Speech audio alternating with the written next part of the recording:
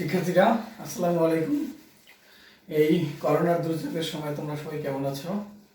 তোমরা অবশ্যই সবাই বাসায় থাকবা, বাহিরে বের হবো না।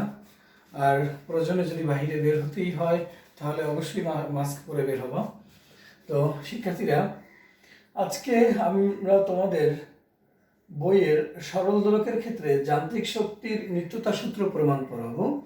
তোমরা জানো যে একাদশ শ্রেণীর 3টা অধ্যায়ে সরল দোলকের গাণিতিক সমস্যা নিয়ে আলোচনা আছে।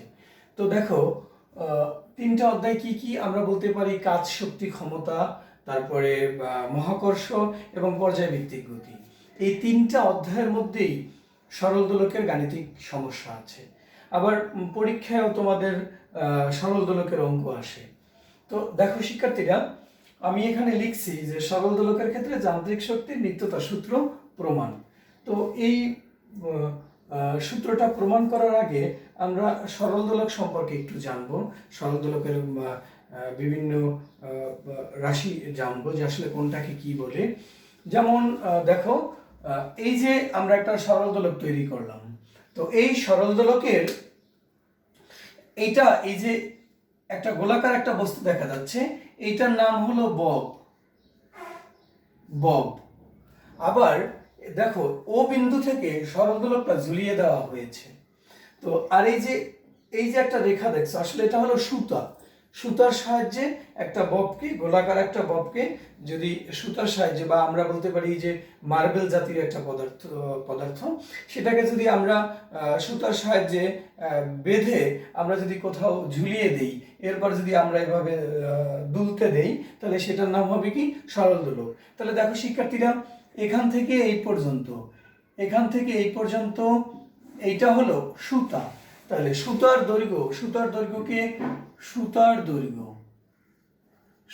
দৈর্ঘ্যকে এল দিয়ে প্রকাশ করা হয়, স্মল এল। আর এই যে এইটা হলো বব। দেখো, এই যে একটা বিন্দু দেওয়া, বিন্দু থেকে এই পরিধি পর্যন্ত দূরত্ব হলো ববের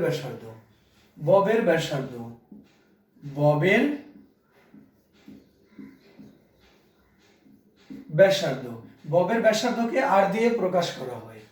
তাহলে ঝুলন বিন্দু থেকে, অর্থাৎ যেখান থেকে ঝুলিয়ে দেওয়া হয়েছে সেই বিন্দুটার নাম ঝুলন বিন্দু থেকে ববের ভরকেন্দ্র পর্যন্ত দূরত্বকে বলা হয় সরল দোলকের কার্যকরী দৈর্ঘ্য, অর্থাৎ ইফেক্টিভ লেন্থ। তাহলে সরল দোলকের কার্যকরী দৈর্ঘ্য এল সমান সমান সুতার দৈর্ঘ্য প্লাস ববের ব্যাসার্ধ। তোমরা এটা অবশ্যই মনে রাখবা।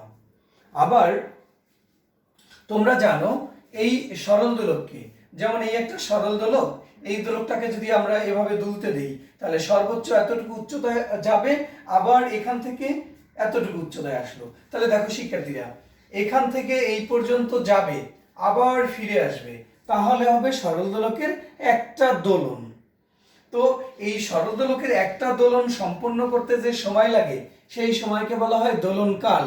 তোমরা অবশ্যই জানো যে সরল দোলকের দোলনকাল T=√L/G। আমার মনে হয় তোমরা এটা 9-10 শিখে আসছো। এটা হলো সরল দোলকের দোলনকালের সূত্র, T=2π√L/G। এখানে L হলো সরল দোলকের কার্যকরী দৈর্ঘ্য, আর G হলো বিকর্ষজ ত্বরণ, আর 2π একটা ধ্রুবক। তোমরা এটা জানো। তো শিক্ষার্থীরা, এখন আমরা সরল দোলক সম্পর্কে আলোচনা করব, অর্থাৎ যান্ত্রিক শক্তির নিত্যতা সূত্র কিভাবে প্রমাণ করা যায়। তো দেখো, আমরা আগে সরল দোলন গতি সম্পর্কে একটু কথা বলি। সরল দোলন গতি, শিক্ষার্থীরা, এইটা তোমরা পর্যায়ভিত্তিক গতি অধ্যায়ে পাবা। সরল দোলন গতিটা কি? দেখো, সরল দোলন গতি হলো যদি কোনো বস্তুর ত্বরণ এর সরণের সমানুপাতিক হয় এবং ত্বরণ সর্বদা নির্দিষ্ট বিন্দু অভিমুখী হয়, তাহলে সেই সেই বস্তুর গতিকে বলা হয় সরল দোলন গতি। আমি আবার বলছি, যদি কোনো বস্তুর ত্বরণ সরণের সমানুপাতিক হয় এবং ত্বরণ সর্বদা নির্দিষ্ট বিন্দু অভিমুখী হয়, তাহলে সেই গতিকে বলা হবে সরল দোলন গতি। যেমন দেখো, এখান থেকে আমি এটা দুলতে দিব, তাহলে এটা এদিকে গেলে এর সরণ হবে, কিন্তু ত্বরণটা হবে এই দিকে। অর্থাৎ যেদিকে সরণ হবে ত্বরণ হবে বিপরীত দিকে। অর্থাৎ বিষয়টা হলো এরকম, দেখো এই এ হলো ত্বরণ সমানুপাতিক -x, অর্থাৎ সরণ যেদিকে হবে ত্বরণ তার বিপরীত দিকে হবে। অর্থাৎ ত্বরণ আর সরণ পরস্পর সমানুপাতিক কিন্তু বিপরীতমুখী। তাহলে এই গতিকে বলা হয় সরল দোলন গতি। তাহলে এই যে সরল দোলকের গতি, এটা একটা সরল দোলন গতি। তাহলে সরল দোলন গতি দেখো, এখানে আমি সরল দোলকটা এভাবে দুলতে দিব। তো সরল দোলকটা যদি আমি এভাবে দুলতে দিই, তাহলে সরল দোলকটা যখন এখান থেকে সি বিন্দুতে সর্বোচ্চ উচ্চতায় যাবে, সর্বোচ্চ উচ্চতায় গেলে সরল দোলকটা একটা নির্দিষ্ট সময়ের জন্য স্থির হবে। স্থির হওয়ার পরে আবার সরল দোলকটা এই দিকে আসবে। এখন তোমাদের কাছে প্রশ্ন থাকতে পারে যে সরল দোলক এদিকে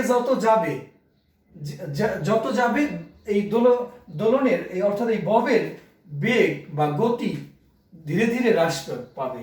হ্রাস পেতে পেতে সি বিন্দুতে এসে বেগ 0 হয়ে যাবে। আসলে এর কারণটা কি?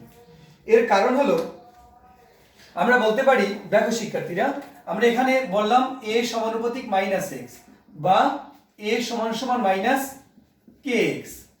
তাহলে দেখো শিক্ষার্থীরা, এই সরণ যেদিকে হয় ত্বরণ তার বিপরীত দিকে হবে। তাহলে দেখো সরণ যদি এই দিকে হয় তাহলে ত্বরণ হবে এই দিকে। অর্থাৎ সরণ যত বাড়বে ত্বরণ তত বাড়বে, কিন্তু সরণটা যেদিকে হবে ত্বরণ বাড়বে তার বিপরীত দিকে, অর্থাৎ ত্বরণটা নেগেটিভ দিকে বাড়বে। তাহলে ত্বরণ যদি নেগেটিভ হয় তাহলে শিক্ষার্থীরা বেগের মান ধীরে ধীরে হ্রাস পাবে। তাহলে দেখো এই দিকে যত সরণ হবে আস্তে আস্তে এদিকে যাবে, ত্বরণটা হবে বিপরীত দিকে। তো ত্বরণ যত বিপরীত দিকে হবে তত বেগের মান হ্রাস পেতে পেতে সি বিন্দুতে এসে বেগের মান 0 হয়ে যাবে। আবার সি বিন্দুতে বেগের মান 0 হওয়ার পরে আবার যখন এই দিকে আসবে, তাহলে দেখো শিক্ষার্থীরা, এ হলো সাম্যাবস্থান, মানে এখানে সরণের মান 0। তাহলে দেখো সি থেকে যখন এ এর দিকে আসবে তখন সরণের মান ধীরে ধীরে হ্রাস পাবে। সরণের মান যদি ধীরে ধীরে হ্রাস পায় তাহলে ত্বরণের মানও কি হ্রাস পাবে।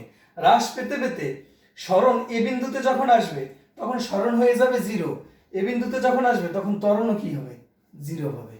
তাহলে ত্বরণ যদি 0 হয় অর্থাৎ নেগেটিভ দিকে ত্বরণ 0, তাহলে ত্বরণ যদি 0 হয় তাহলে দেখো শিক্ষার্থীরা এদিকে যত আসবে সরণ ধীরে ধীরে হ্রাস পাবে, কিন্তু ত্বরণও কি ধীরে ধীরে হ্রাস পেতে পেতে ত্বরণটা 0 হয়ে যাবে।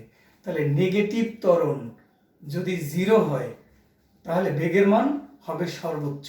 তার কারণ কি, ত্বরণ ধীরে ধীরে হ্রাস পেতে পেতে অর্থাৎ ত্বরণ যখন হ্রাস পাবে অর্থাৎ নেগেটিভ ত্বরণ, তাহলে নেগেটিভ ত্বরণ যখন হ্রাস পাবে ধীরে ধীরে বেগ বাড়বে। বেগ বৃদ্ধি পেতে পেতে এই অবস্থানে যখন আসবে তখন বেগের মান হবে সর্বোচ্চ। তাহলে দেখো শিক্ষার্থীরা, এই যে সি অবস্থানে ই কে অর্থাৎ গতিশক্তি হয়ে গেল কি 0, কারণ এখানে স্থির থাকবে। আর বিভব শক্তি হলো ইপি সর্বোচ্চ। কেন বিভব শক্তি সর্বোচ্চ? দেখো বস্তুটা যখন সি বিন্দুতে আসবে তখন বস্তুটার উচ্চতা হবে এতটুকু, এখানে উচ্চতা 0 সাম্যাবস্থান। তো যখন সি বিন্দুতে যাবে তখন উচ্চতা সর্বোচ্চ এতটুকু হবে। তা এই কারণে এখানে ইপি হবে কি, মানে বিভব শক্তি হবে সর্বোচ্চ, অর্থাৎ বিভব শক্তি এখানে সর্বোচ্চ। আবার এখানে বিভব শক্তি 0, ইপি 0। কেন ইপি 0? এখানে উচ্চতা 0। আবার এখানে বেগ সর্বোচ্চ, এই কারণে এখানে গতিশক্তি সর্বোচ্চ।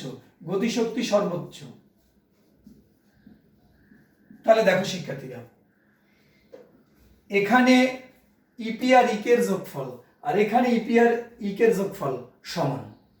অর্থাৎ আমরা বলতে পারি সরল দোলকটা যখন দুলতে থাকে তখন প্রতিনিয়ত তখন শক্তির রূপান্তর ঘটে, কিন্তু প্রতিনিয়ত শক্তির রূপান্তর ঘটলেও সরল দোলকের ক্ষেত্রে প্রতি মুহূর্তে বিভব শক্তি আর গতিশক্তির যোগফল সর্বদা সমান থাকে, অর্থাৎ শক্তি সংরক্ষিত থাকে। আর শক্তি সংরক্ষিত থাকে মানেই কি, সেটাই কি যান্ত্রিক শক্তির নিত্যতা সূত্র। তো দেখো শিক্ষার্থীরা, আমরা এটা এইভাবে প্রমাণ করতে পারি। তারপরে আমরা অন্যভাবে তোমাদের এই এটা প্রমাণ করে আমি দেখাবো যে কিভাবে সরল দোলকের ক্ষেত্রে যান্ত্রিক শক্তির নিত্যতা সূত্র মেনে চলে। দেখো আমরা এটা অন্যভাবে এখন দেখাচ্ছি শিক্ষার্থীরা। এইটা হলো ঝুলন বিন্দু। তো সরল দোলকটা যখন দুলতে থাকবে তখন এ বিন্দু থেকে যখন সি বিন্দুতে আসবে, সি বিন্দুতে এসে একটা নির্দিষ্ট সময়ের জন্য স্থির হয়, আবার এই দিকে আসবে, এই পর্যন্ত চলে আসবে, আবার এই দিকে যাবে। তো এখন সি বিন্দুতে যখন থাকবে আমরা বুঝতেই পারতেছি সি বিন্দুতে এসে স্থির হয়, আবার এই দিকে আসে। তাহলে সি বিন্দুতে এসে যখন স্থির হয় তাহলে এখানে কোনো বেগ থাকে না। তাহলে বেগ না থাকলে এখানে সি বিন্দুতে গতিশক্তি ই কে সমান 0। কেন 0 শিক্ষার্থীরা তোমরা জানো, ই কে হলো হাফ এম বি স্কয়ার। এই যে এম, এমটা হলো ববের ভর, এই ববের ভর এম। তো এখন হাফ ইন্টু এম, ভি এর মান 0। তাহলে দেখো শিক্ষার্থীরা এখানে ই কে কত হয়ে গেল 0। আর ইপি হলো বিভব শক্তি, সেটা তোমরা জানো। ইপি বিভব শক্তি হলো mgh, এটা তোমরা জানো, বিভব শক্তি mgh। তাহলে এখানে এইচটা কি দেখো শিক্ষার্থীরা, mg ইন্টু এইটা যখন এখান থেকে এই সি বিন্দুতে গেল তখন তার উচ্চতাটা কত হয় দেখো তো। এখানে একটা বিন্দু দাও এম। তো দেখো শিক্ষার্থীরা এই এ এম অর্থাৎ উচ্চতা হয় এতটুকু, এ থেকে এম অর্থাৎ এই এতটুকু, এইটাই হলো এইচ। তাহলে এমজি ইন্টু এ এম, এইটাই হলো সি বিন্দুতে বিভব শক্তি। তাহলে সি বিন্দুতে মোট শক্তি কত? মোট শক্তি ইপি, মোট শক্তি ই সমান কত? ইপি প্লাস ইকে, অর্থাৎ বিভব শক্তি আর গতিশক্তির যোগফল। তো দেখো শিক্ষার্থীরা এখানে গতিশক্তি হলো mg ইন্টু এম প্লাস 0। তাহলে মোট শক্তি কত পেলাম? mg into m. তাহলে দেখো এখানে আমরা মোট শক্তি পেলাম mg ইন্টু এ এম। এখন আমরা দেখব সরল দোলকটা এখান থেকে যখন দুলতে সি বিন্দুতে আসার পরে এরপর আবার বি বিন্দুতে আসবে, এরপর আবার এ বিন্দুতে আসবে, তারপর এদিকে আসবে। তাহলে বি বিন্দুতে মোট শক্তি আমরা কত পাই সেটা একটু দেখি। দেখো এরপরে আমরা বি বিন্দুতে মোট শক্তি হিসাব করব। দেখো বি বিন্দুতে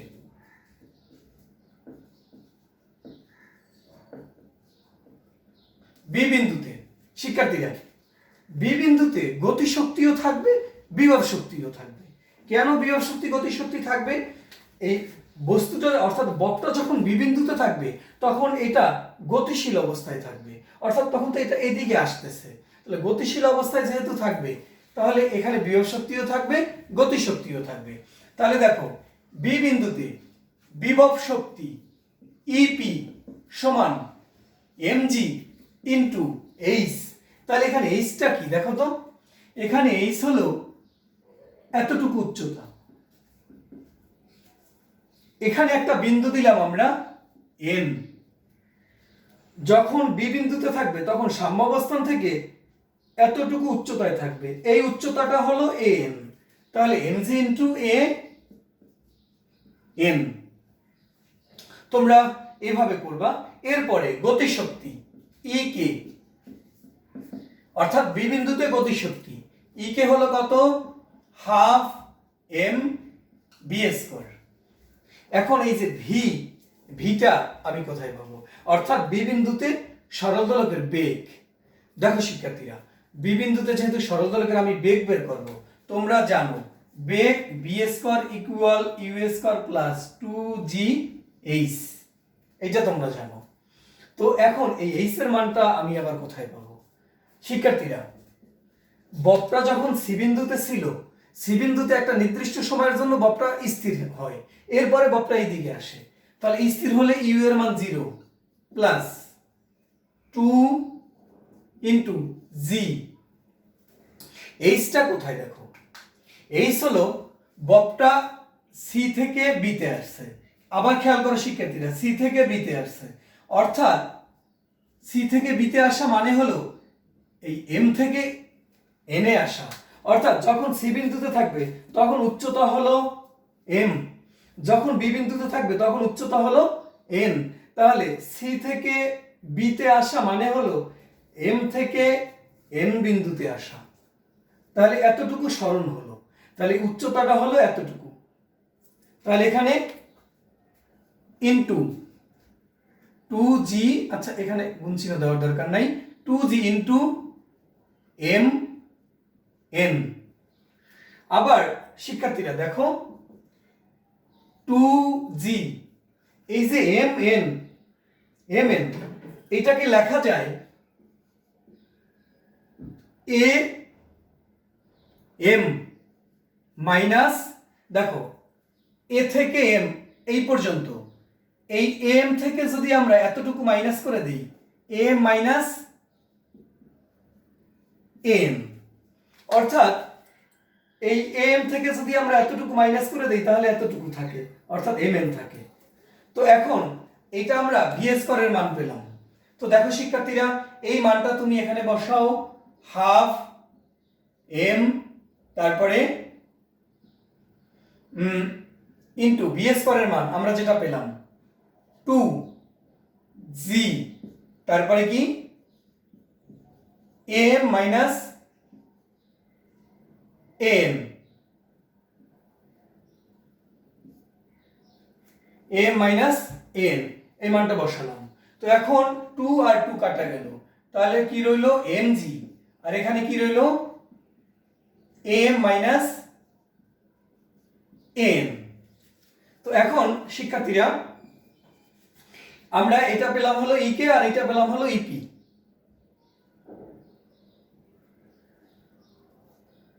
তো ইকে আর ইপি এই দুটোর যোগফল হলো বি বিন্দুতে মোট শক্তি। তাহলে এখন তুমি বি বিন্দুতে মোট শক্তি হিসাব করো, ই সমান ইপি প্লাস ইকে, ইপির মান কত লেখো mg into n plus mg into m minus n, অর্থাৎ এইটা। তো দেখো mg into n plus mg into m, m প্লাসে মাইনাসে মাইনাস এমজি ইন্টু এন। তো এই এমজি ইন্টু এন আর এইটা কাটা গেল, তাহলে কি রইল এমজি ইন্টু এম। তো দেখো এই জায়গায় সি বিন্দুতে আমরা যে মোট শক্তি পেয়েছিলাম mg ইন্টু এম, ঠিক বি বিন্দুতে আমরা ঠিক একই পরিমাণ শক্তি পেলাম mg ইন্টু এম। আচ্ছা লিখলাম এখানে বি বিন্দুতে শক্তিও পেলাম mg ইন্টু এম। আচ্ছা এরপরে আমরা দেখব এই যে এ বিন্দুতে মোট শক্তি একই আসে কিনা। তাহলে শিক্ষার্থীরা তোমরা দেখো মোট শক্তি একই আসে কিনা আমরা আবার একটু দেখব। যখন এ বিন্দুতে আসবে এখানে কোনো উচ্চতা নাই, অর্থাৎ সাম্যাবস্থায় আছে, সাম্যাবস্থানে উচ্চতা না থাকলে এখানে ইপি এর মান 0, কারণ এখানে উচ্চতা তোমরা জানো ইপি মানে mgh, h যেহেতু 0 তার মানে এখানে ইপি 0। তাহলে এ বিন্দুতে, অর্থাৎ এ বিন্দুতে ইপি 0, তাহলে এ বিন্দুতে ইকে কত, ইকে হলো হাফ এম বি স্কয়ার। আবার হাফ এম তোমরা জানো বি স্কয়ার মানে হলো ইউ স্কয়ার প্লাস 2gh। তাহলে দেখো শিক্ষার্থীরা হাফ এম ইউ, বস্তুটা তো এদিক থেকে এদিকে আসতেছে, এখান থেকে এখানে আসতেছে, তাহলে আমি বলছি এখানে সম্পূর্ণটাই গতিশক্তি, এখানে কোনো বিভব শক্তি নাই। তাহলে এখানে তো বিভব শক্তি নাই, তাহলে গতিশক্তি যেহেতু সম্পূর্ণটা এবং সেই গতিশক্তির মান এতই হবে। আমরা একটু দেখি হয় কিনা। তো এখানে যখন ছিল তখন আদিবেগ ছিল 0, কারণ এখানে এসে একটু স্থির হয়, এরপরে আবার এইদিকে আসে। তাহলে দাও 0² প্লাস 2g।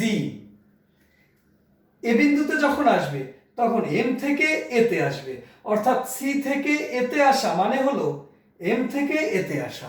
কারণ যখন সি বিন্দুতে থাকবে তখন উচ্চতা এতটুকু, যখন এ বিন্দুতে আসবে তখন এই উচ্চতাটা ধীরে ধীরে ধীরে ধীরে হ্রাস পেতে পেতে এখানে আসবে, অর্থাৎ এম থেকে এতে আসবে। তাহলে উচ্চতা ইনটু কত হলো এ এম। তো দেখো half m into 2g into a m, এটা তো 0 হয়ে গেল। তো এখন এই 2 আর এই 2 কাটা গেল, তাহলে কি হলো mg ইনটু এ এম। তো শিক্ষার্থীরা এখানে আমরা গতিশক্তি এটা পেলাম। তাহলে মোট শক্তি কত? মোট শক্তি কি ইপি প্লাস ইকে, ইপি প্লাস ইকে, অর্থাৎ এটা 0 আর এটা হলো ইকে হলো এটা। তাহলে এখানেও আমরা মোট শক্তি কি পেলাম? mg into a M.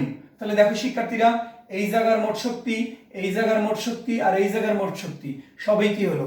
সমান হলো। তাহলে অনুরূপভাবে আমরা দেখাতে পারি এদিকে যদি সরল দোলকটা আবার অঙ্কন করা হয়, সকল বিন্দুতে সরল দোলকের একই পরিমাণ শক্তি হবে, অর্থাৎ বিভব শক্তি আর গতি শক্তি সর্বদা সমান হবে, সর্বদা ধ্রুব হবে।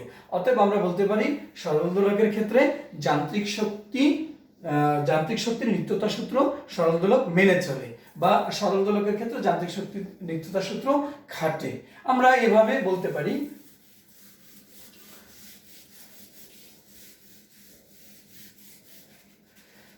আচ্ছা,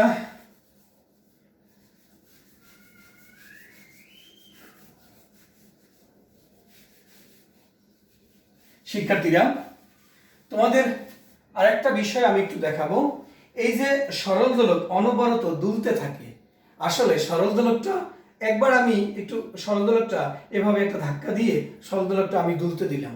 এখন এই যে সরল দোলক অনবরত দুলতে থাকবে, আসলে সরল দোলকটা এই দোলার জন্য শক্তিটা কোথা থেকে পায় আমি একটু দেখাচ্ছি। দেখো শিক্ষার্থীরা, আমরা এটা একটা সরল দোলক আঁকতে পারি। সরল দোলকটা এখানে আসলো। তোমরা তো জানো যে সরল দোলকের এইটা হলো সুতা। এখন এই যে সরল দোলকটা যখন এখানে আসবে, সুতাটা এই দিকে অর্থাৎ এই ঝুলন বিন্দুর দিকে সুতাটা টান টান অবস্থায় থাকবে।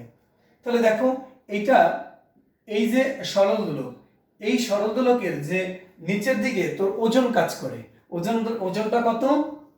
mg। তাহলে এখানে ওজন কত? mg, এবং এই ওজনটা সর্বদা নিচের দিকে ক্রিয়া করে mg।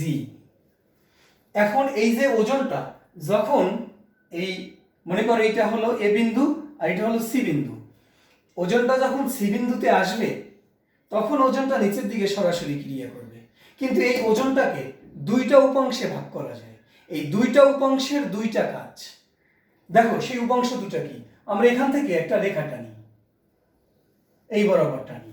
তো দেখো শিক্ষার্থীরা, এখানে যদি কোণের মান থিটা হয় তাহলে এই কোণ আর এই কোণ অনুরূপ কোণ, তাহলে এখানেও কোণের মান থিটা।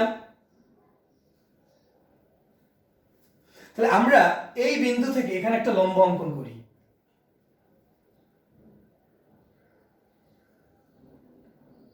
এটা 90 ডিগ্রি।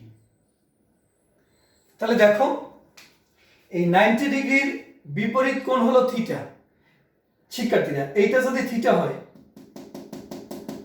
এইটা যদি থিটা হয় তাহলে এটা ভূমি, অর্থাৎ এখান থেকে এই পর্যন্ত এটা ভূমি, এটা অতিভুজ, আর এটা কি? লম্ব। কারণ আমরা এখানে তো বলেই দিয়েছি এখানে একটা লম্ব অঙ্কন করা হলো। তো শিক্ষার্থীরা তাহলে এইটা এই যে অংশটা এইটা হলো ভূমি। তাহলে দেখো এই যে ওজনটা তো নিচের দিকে ক্রিয়া করে, অর্থাৎ অতিভুজ বরাবর ওজন ক্রিয়া করে। তাহলে এর মান হলো কি? mg। এর মান mg। তাহলে তোমরা দেখো এই যে এই ভূমিটা আমরা বের করব। তাহলে তোমরা জানো ভূমির সাথে সম্পর্ক হলো, ভূমির সাথে অতিভুজের সম্পর্ক হলো cos থিটা। তাহলে দেখো cos থিটা ইকুয়াল ভূমি বাই অতিভুজ, ভূমি বাই অতিভুজ। অতিভুজটা কত? mg। তাহলে ভূমি কত হলো? mg cos theta, mg cos theta. তাহলে এই দিকে ওজনের যে উপাংশটা, ওজনের অর্থাৎ এই যে উপাংশ এটা হলো ওজনের এইটা হলো ওজন, বাট এইটা হলো অনুভূমিক উপাংশ। তো সেই অনুভূমিক উপাংশটা কত? mg cos theta. শিক্ষার্থীরা, এটা যদি mg cos থিটা হয় তাহলে ওজনের উলম্ব উপাংশ হবে এই বরাবর। তাহলে দেখো, এইটা যদি mg cos থিটা হয় তাহলে এইটা হবে mg sin থিটা। এইটা mg sin থিটা মানে হলো এই উলম্ব উপাংশ mg sin থিটা, কারণ এই রেখা আর এই রেখা কি পরস্পর সমান্তরাল। তাহলে এইটা হলো mg sin থিটা।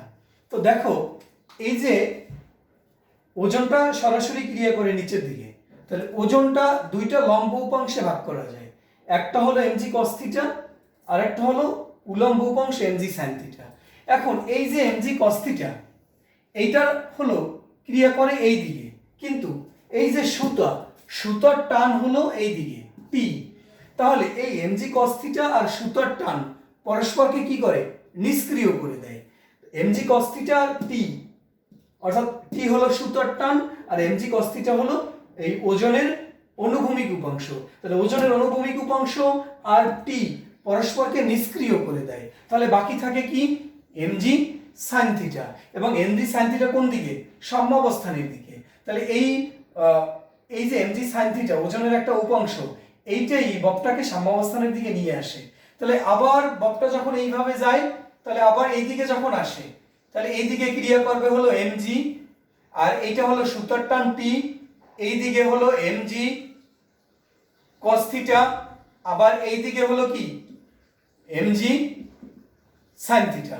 আবার এই mg sin থিটা কি সাম্যাবস্থানের দিকে, এইটা আবার এই দিকে নিয়ে আসে। অর্থাৎ এভাবেই সরল দোলকটা দুলতে থাকে।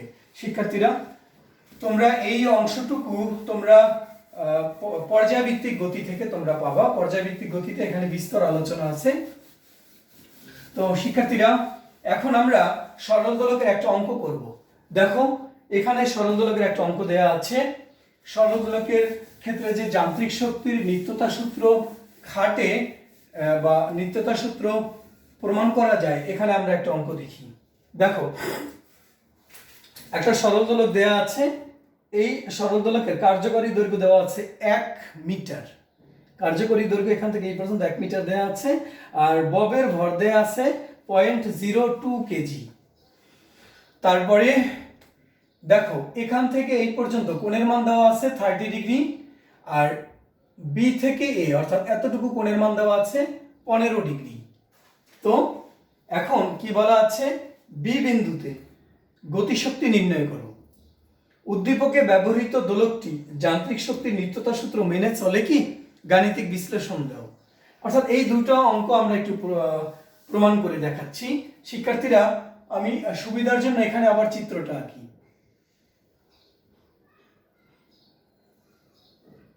একটু বড় করেই আঁকি।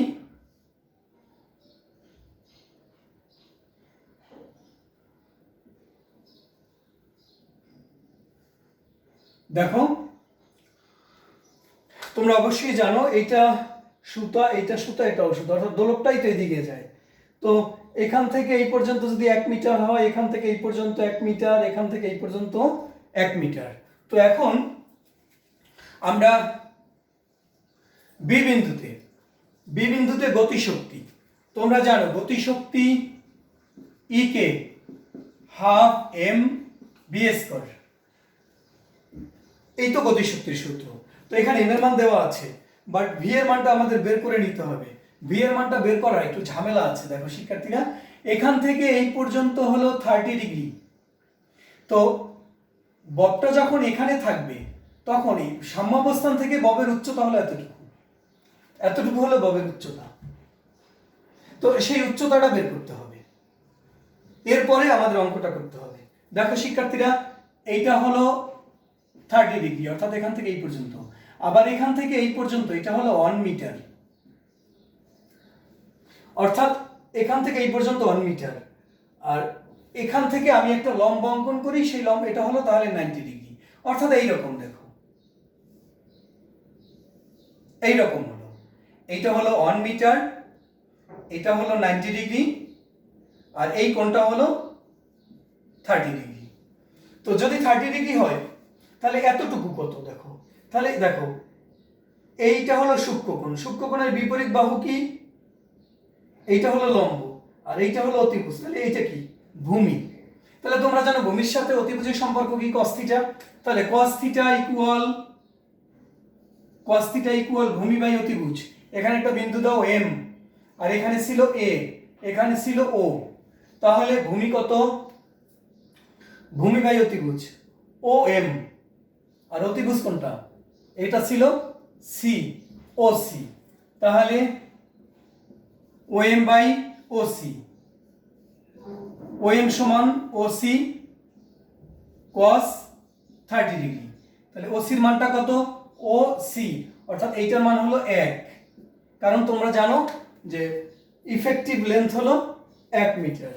তারপরে cos 30 ডিগ্রির মান কত, √3/2, তাহলে দেখো 0.866 মিটার। তাহলে এখান থেকে এই পর্যন্ত পেলাম আমরা, এইটা হলো 0.866 মিটার। আবার শিক্ষার্থীরা এইটা যেভাবে বের করলাম, বস্তুটা যখন বি বিন্দুতে আসবে অর্থাৎ বক্রটা যখন বি বিন্দুতে আসবে তখন উচ্চতা হলো এতটুকু। তোমরা জানো এখানে কোণের মান 15 ডিগ্রি, তাহলে তুমি এখন এইটা মুছে দাও, এটাকে মুছে দিলাম শিক্ষার্থীরা। এখানে কোণের মান এখন কত হয়ে গেল, 15 ডিগ্রি। তো কোণের মান যেহেতু 15 ডিগ্রি হলো, আমরা ঠিক এইভাবেই মানটা বের করি, এইটা 15 ডিগ্রি, 15 ডিগ্রি। তো এখন এইটা হলো বি বিন্দু শিক্ষার্থীরা, এই বিন্দুটা এম ছিল, আমরা এম বিন্দুটা দিয়ে দিই, আর এইটা দেই আমরা এন বিন্দু। তাহলে এখন আমরা দেখব ও এন কতটুকু, আমরা এইটা তো পেলাম হলো 0.866 মিটার ও এম, কিন্তু ও এন কত, তো দেখো এইটা এখান থেকে আমরা একটা লম্ব টানলাম, তাহলে ঠিক একই রকম cos থিটা, একই রকম সম্পর্ক কি, cos থিটা ইকুয়াল ভূমি বাই অতিভুজ। তাহলে ভূমিটা হলো এখানে ও এন আর অতিভুজটা হলো ও বি, তাহলে ও এন কত, ও এন হলো ও বি cos থিটার মান হলো 15 ডিগ্রি, তাহলে ও বি এর মান হলো 1 মিটার, কারণ এখান থেকে এই পর্যন্ত সুতার দৈর্ঘ্য, অর্থাৎ সুতার দৈর্ঘ্য আর ববের ব্যাসার্ধ মোট হলো কার্যকরী দৈর্ঘ্য। তাহলে ও বি হলো 1 ইন্টু cos 15 ডিগ্রির মানটা, অর্থাৎ এখানে যদি আমরা 1 এর সাথে cos 15 ডিগ্রি গুণ করি তাহলে কি হয়,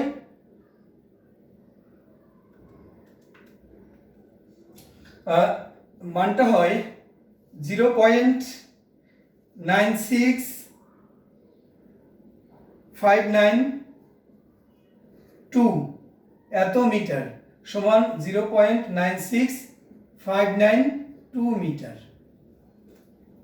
তো দেখো শিক্ষার্থীরা এখান থেকে এই পর্যন্ত পেলাম 0.96592 মিটার।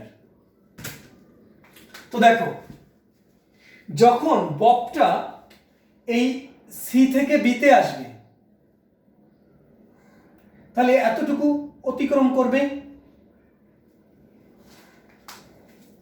তাহলে এখান থেকে এই পর্যন্ত পেলাম কি 0.866 মিটার, আবার এখান থেকে এই পর্যন্ত পেলাম কি 0.96592 মিটার, তাহলে এতটুকু কত, তাহলে এই দূরত্ব থেকে যদি এতটুকু বাদ দেই তাহলে আমি এতটুকু পাই, ওইটাই হলো কি আমাদের সেই এইচ।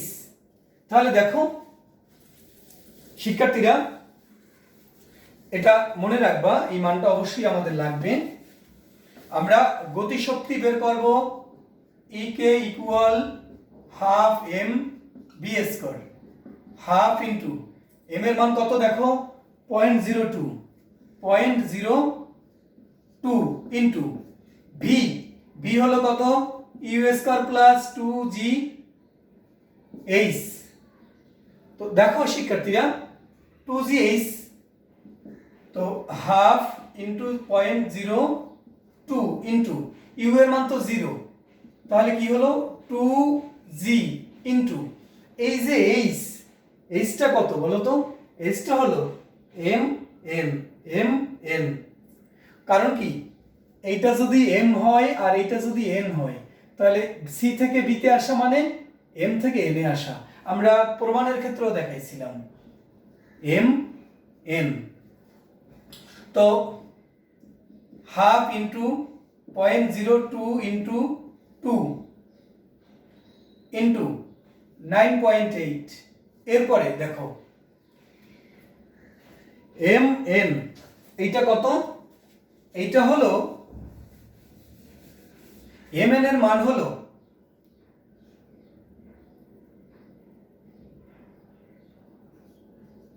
ও এন মাইনাস ও থেকে এন মাইনাস ও এম। তো এই 2 আর এই 2 কাটা গেল, রইল কি 0.02 ইন্টু 9.8 মাইনাস 0.9659 2 মাইনাস 0.866। তো দেখো শিক্ষার্থীরা কত আসে রেজাল্ট।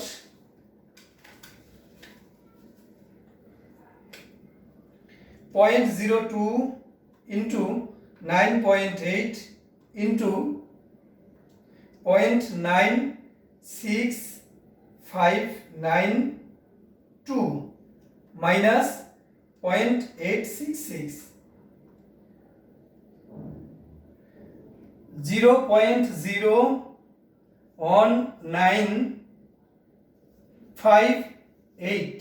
এইটাকে আসলে এইভাবে লেখা যায় 0.0196 এত জুল। তাহলে এখানে আমরা গতিশক্তি, এই বি বিন্দুতে গতিশক্তি এত পেলাম। শিক্ষার্থীরা আমার মনে হয় তোমরা অঙ্কটা বুঝছো, আর তোমরা না বুঝলে অবশ্যই কোথায় বুঝো নাই তোমরা অবশ্যই কমেন্ট বক্সে কমেন্ট করে জানাবা। তো এরপরে পরের অঙ্কটা কি দেখো, উদ্দীপকে ব্যবহৃত দোলকটি যান্ত্রিক শক্তির নিত্যতা সূত্র মেনে চলে কি? গাণিতিক বিশ্লেষণ দাও। শিক্ষার্থীরা আমরা এখানে যে বি বিন্দুতে যে গতিশক্তিটা পেলাম, এখানে আমরা একটু লিখে রাখি ই কে।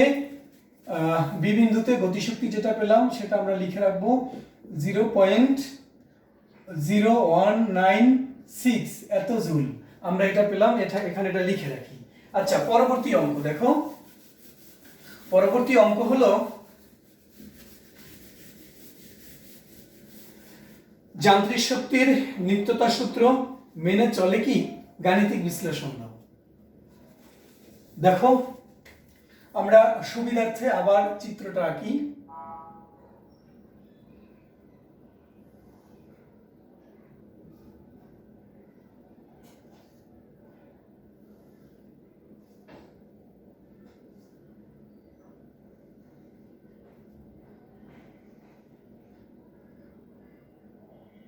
তো এখান থেকে এই পর্যন্ত 1 মিটার, এটা ছিল ও বিন্দু, এইটা এম বিন্দু, এইটা এন বিন্দু, এইটা এ বি সি। তো এখন আমরা দেখব সি বিন্দুতে মোট শক্তি, বি বিন্দুতে মোট শক্তি, আবার এ বিন্দুতে মোট শক্তি, সবগুলো শক্তি বের করে আমরা দেখব যে আসলে শক্তিগুলো সমান কিনা। তাহলে দেখো শিক্ষার্থীরা, সি বিন্দুতে মোট শক্তি, সি বিন্দুতে আমরা জানি যে সি বিন্দুতে সমস্ত শক্তি কি? বিভব শক্তি। এখানে কোনো গতিশক্তি নাই, কারণ সরলদোলক সি বিন্দুতে এসে কি হয়? স্থির হয়। তাহলে আমরা এখানে লিখে দেই যে এখানে ইপি হলো 0, সরি ইকে হলো 0, এখানে ইকে হলো 0। তাহলে ইপি হলো কত? mgh। তো mgh mg ইনটু h মানে হলো, দেখো শিক্ষার্থীরা am এতটুকু হলো উচ্চতা। অর্থাৎ এ থেকে যখন সি বিন্দুতে যাবে তখন উচ্চতাটা এতটুকু হয়। এই উচ্চতাটা মানেই হলো am, mg ইনটু am। তাহলে m এর মান 0.02, g এর মান 9.8। শিক্ষার্থীরা am এর মান কত? am এর মান দেখো ও এ মাইনাস, অর্থাৎ ও থেকে এ মাইনাস ও থেকে এম এতটুকু, ও এম।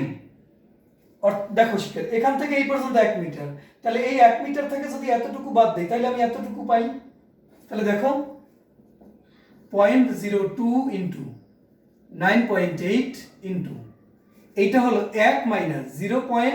ওএম এর মান তোমাদের অবশ্যই মনে আছে 0.866 তাহলে দেখো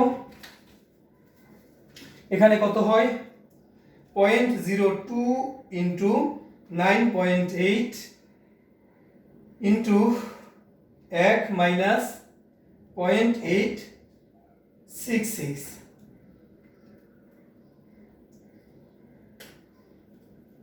0.026264 এত জুল। তাহলে দেখো এখানে সি বিন্দুতে গতিশক্তি 0 আর বিভব শক্তি এত, তাহলে এই দুইটার যোগফল এইটাই হবে। তাহলে সি বিন্দুতে আমরা মোট শক্তি কত পেলাম 0.026264 এত জুল। এখন আমরা দেখব বি বিন্দুতে মোট শক্তি কত। সি বিন্দুটা আমরা বের করে ফেললাম, এখন বি বিন্দুটা বের করব।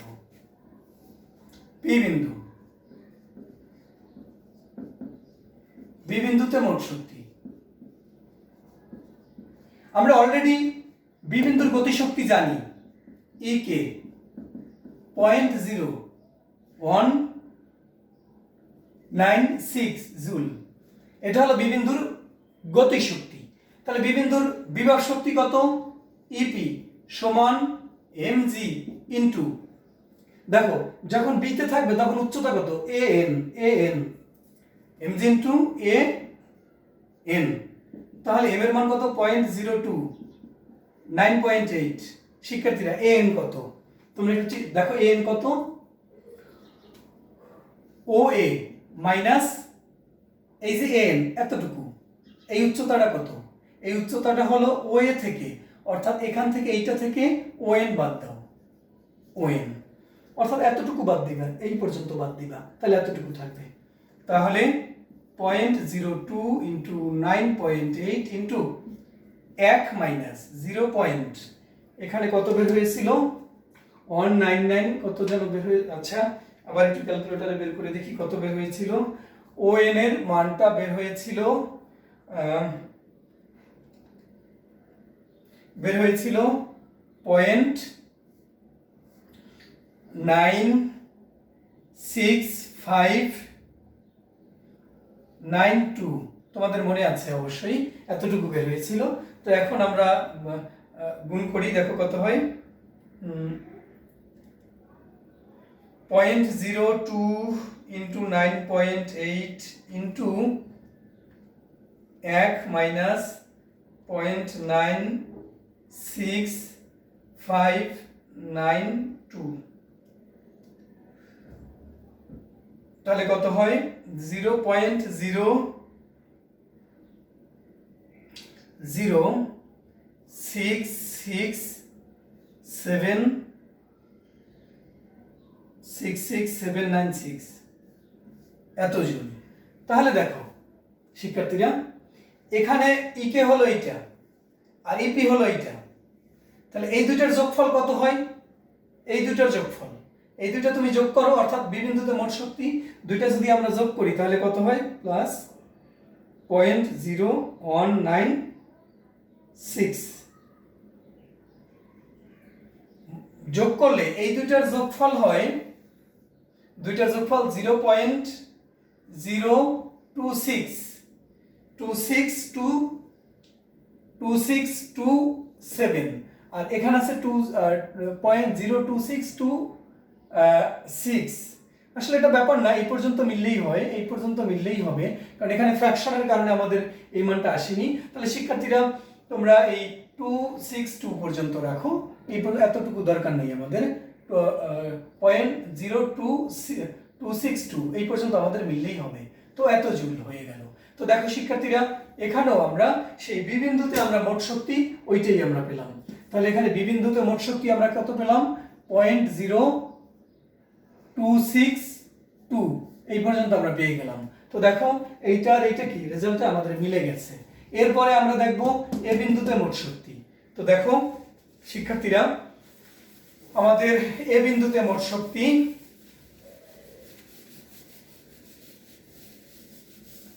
এ বিন্দুতে মোট শক্তি, এ বিন্দুতে মোট শক্তি, এ বিন্দুতে কোনো বিভব শক্তি নাই, এখানে ইপি 0 0, তাহলে এখানে ইকে কত, e k half m v square, তো হাফ এম বি স্কয়ার মানে কি দেখো শিক্ষার্থীরা, u square plus 2g h half m, u এর মান 0, এখানে ইউ 0, এখান থেকে যখন এখানে আসবে তখন এখান থেকে এখানে আসা মানে হলো এম থেকে এতে আসা, অর্থাৎ উচ্চতা হলো এইচ, তাহলে কি 2g এইচ এর জায়গা হয়ে গেল এ এম। দেখো এ সি থেকে এতে আসা মানে এম থেকে এতে আসা, তার মানে কি এম। তো তুমি মান বসাও, হাফ ইন্টু এম এর মান 0.02 ইন্টু 2 ইন্টু 9.8, আর এম এর মান কত, এম এর মান আমরা আগেও বের করেছিলাম, দেখো এম কত, এম হলো অর্থাৎ দেখো এখান থেকে এতটুকু বাদ যাবে এম, অর্থাৎ 1 থেকে এতটুকু বাদ যাবে, তার মানে কি ও এম, ও এ, ও এ মাইনাস ও এম। তো এরপরে আমরা উপরে লিখি শিক্ষার্থীরা, ই কে